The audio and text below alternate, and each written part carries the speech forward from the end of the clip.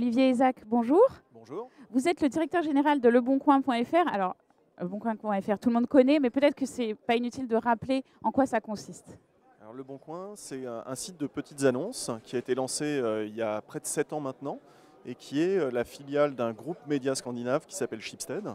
Et moi, j'ai rejoint l'aventure au moment du lancement, justement en charge de mettre en place la structure en France et de développer l'activité.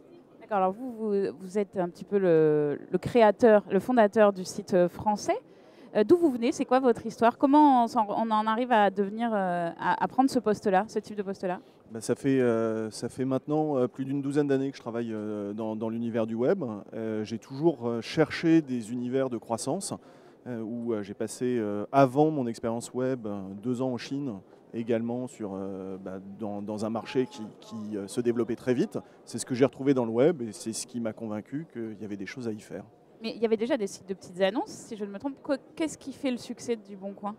Ce qu'on a cherché à faire, c'est de dire que quand on a lancé le site, Internet était en phase de démocratisation. Il y avait le haut débit qui arrivait et c'était un univers qui n'était plus réservé qu'à des spécialistes de l'informatique. Et ce qu'on propose avec Le Bon Coin, c'est un outil vraiment grand public, extrêmement simple d'usage et qui répond à un besoin du quotidien puisque c'est des annonces immobilières, c'est des offres d'emploi, c'est des biens d'équipement qu'on va trouver sur le site et qu'on va pouvoir acheter et vendre.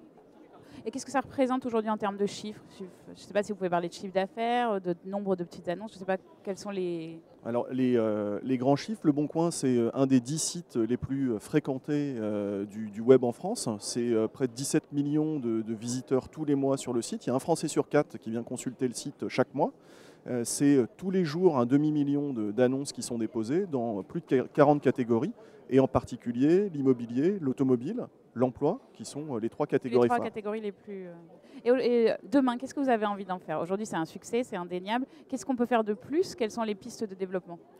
Nous, quand on regarde les raisons qui expliquent le développement phénoménal qu'a connu le site depuis son lancement, on s'aperçoit qu'une des raisons fondamentales, c'est que les modes de consommation de tous sont en train d'évoluer et que le succès du Bon Coin, c'est l'illustration du fait que des notions comme la consommation durable, la consommation raisonnée sont particulièrement fortes et particulièrement intégrées aujourd'hui.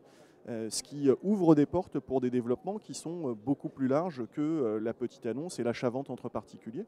Donc ce que l'on va regarder, c'est de l'échange de services, c'est des modes de consommation alternatifs, mais c'est également des modes d'usage de notre site alternatifs avec le développement du mobile qui est très marqué aussi depuis ces dernières années.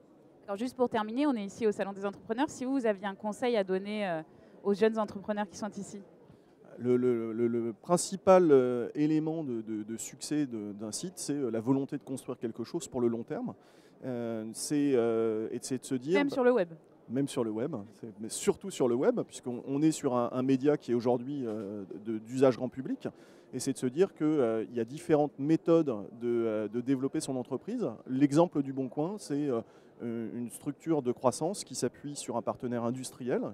Et on n'est pas dans une logique de lever des fonds auprès d'investisseurs ou sur le marché boursier. On est vraiment dans une logique industrielle, ce qui permet d'avoir une vision long terme. Olivier Isaac, merci beaucoup. Merci à vous.